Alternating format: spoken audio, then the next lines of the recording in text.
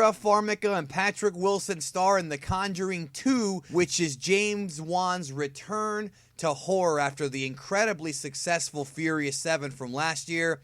He comes back to his baby, the genre that put him on the map, which is scaring the hell out of you. This movie was really, really good. And I've talked to a lot of different kinds of film fans about this film before it came out. And we've got like kind of a division line. Like some people are just kind of done with horror. They think that the paranormal activity movies have just kind of killed the genre. And then you've got like the cinephiles who just love all these movies. They watch all of them. They watch the independent ones. You know, they totally eat it all up. And the thing is, if you're one of those people who has kind of given up on horror and you kind of are tired of it being all jump scares, you got to check out some of James Wan's movies. Because the thing about James Wan as a director, right, the thing is that he does similar things to a lot of other horror movies. You're going to get a lot of that same thing in Conjuring 2. You're going to get, you know, the creepy kind of haunted house / exorcism story. You're going to get a lot of the religious kind of... This movie was way, way more religious than the first one.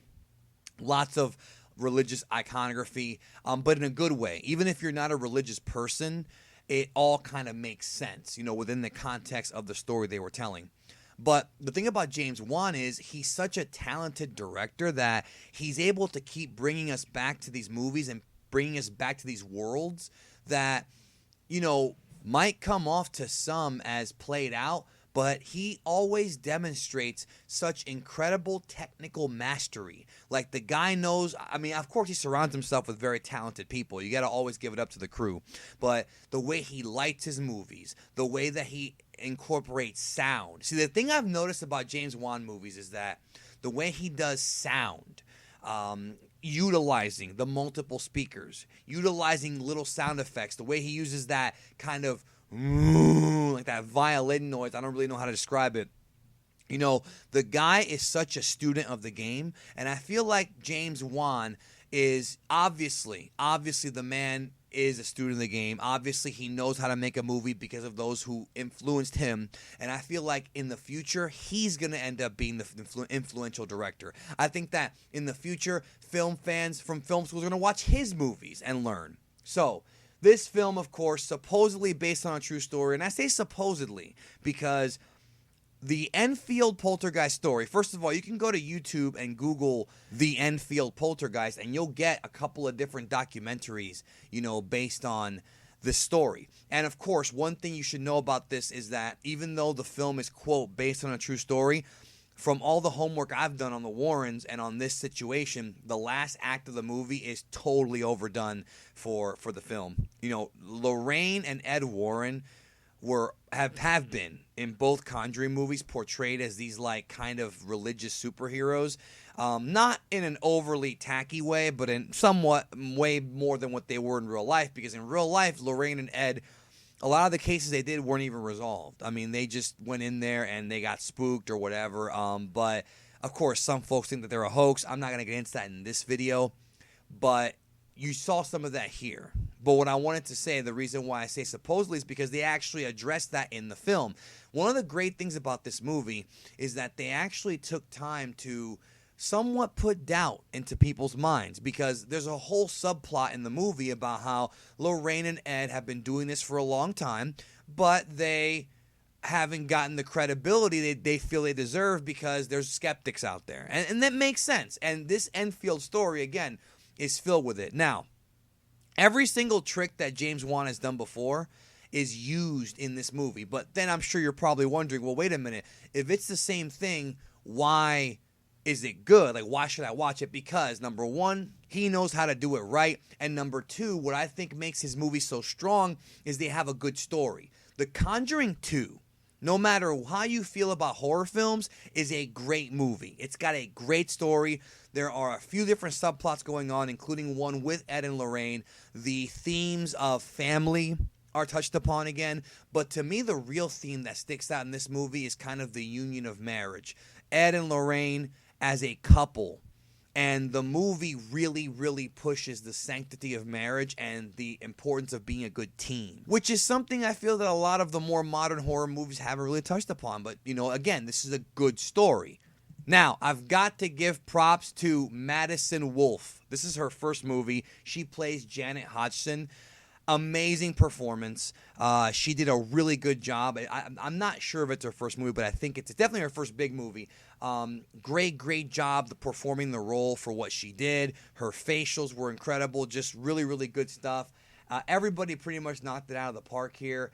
And I thought that compared to the first movie, I think the first movie, the ending scene is a tiny bit more dramatic. This one has a very dramatic ending, but I'm not going to spoil it.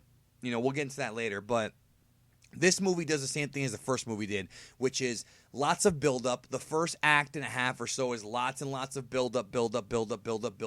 And there were a lot of really cool Easter eggs, too, to watch out for, which I love. But I like how James Wan took essentially what is a staple of his more recent films, Insidious, of course, not the action ones, but like Insidious and Conjuring 1, but he added a twist to it. Like, there's twists in this movie as the movie goes on that kind of change your perception of what's going on.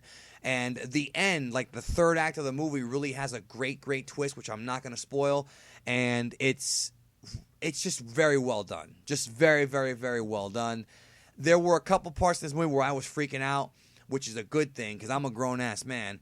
And in a good way, though, I was entertained. Now, I'm sure some people are wondering, well, what about Amityville? Because if you remember, the end of Conjuring 1 kind of teases that the Amityville case was their next one. Well, they didn't do an Amityville movie, but they did touch upon the Amityville case in this film. There's a whole sequence dedicated to the Amityville horror.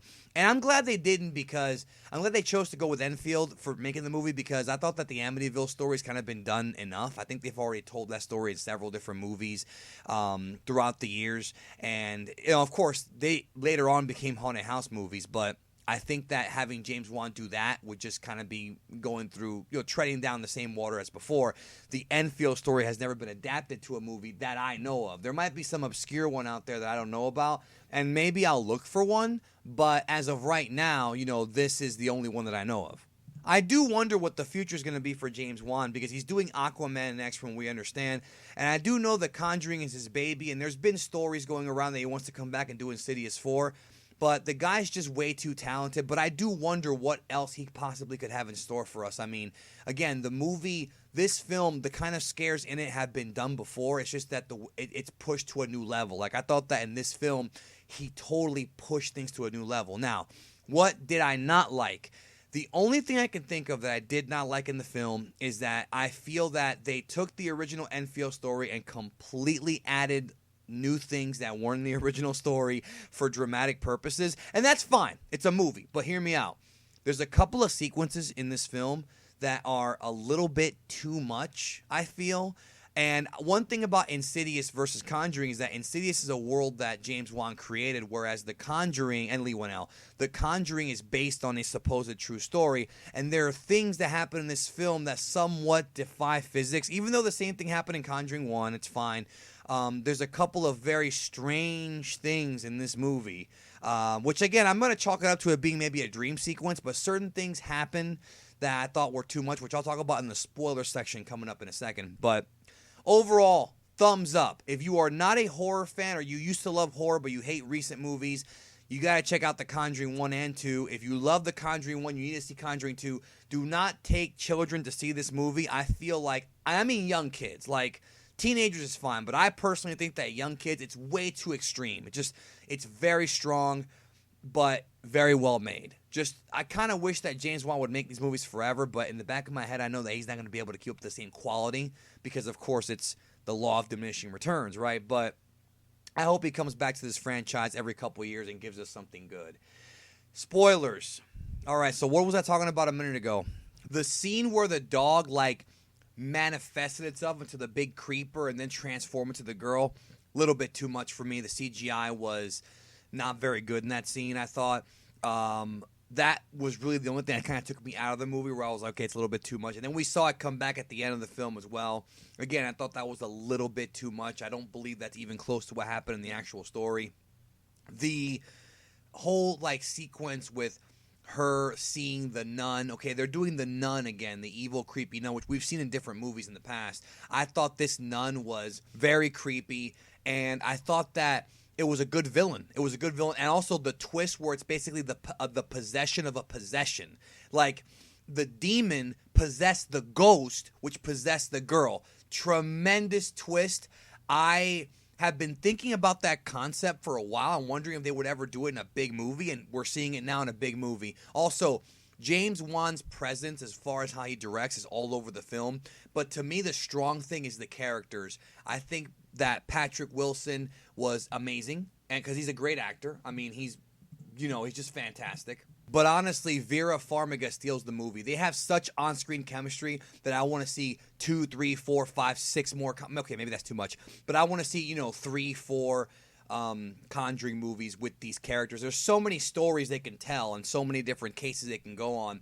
And they're just going to change it for the movie anyways. Now, as far as biblical accuracy goes, one of the things that people were talking about with Conjuring 1 was that it was more biblically accurate than a lot of other horror movies.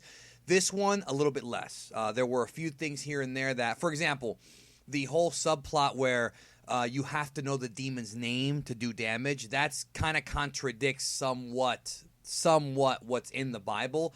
I mean, it doesn't matter. It's a movie. It doesn't bother me or anything, but there are some things that were not as accurate as they were in the Word. But then again, the previous one had similar problems too, but it is, in general, a bit more accurate. The first one, that is, compared to this one, if that even matters to you. I mean, at the end of the day, even if you're not religious, it doesn't matter if you're religious or not. It's a great movie. I mean, it is a really great movie. Right now, I like it more than the first one, but I need to give this another view because the first movie lessened. I mean, it was a great movie, but I felt that the impact of the first movie lessened every time I watched it. Whereas this one, I think, much like with Insidious 2, I thought Insidious 1 was scarier, but it lost impact the more times you watch it. But Insidious 2 had a better story, in my opinion. I think this one had a better story. And I think the characters are, Ed and Lorraine were so likable. It'll keep you coming back. Anyways, that's my thoughts. Let me know yours down below. Thank you for watching the review. As always, subscribe if you haven't. Talk to y'all later.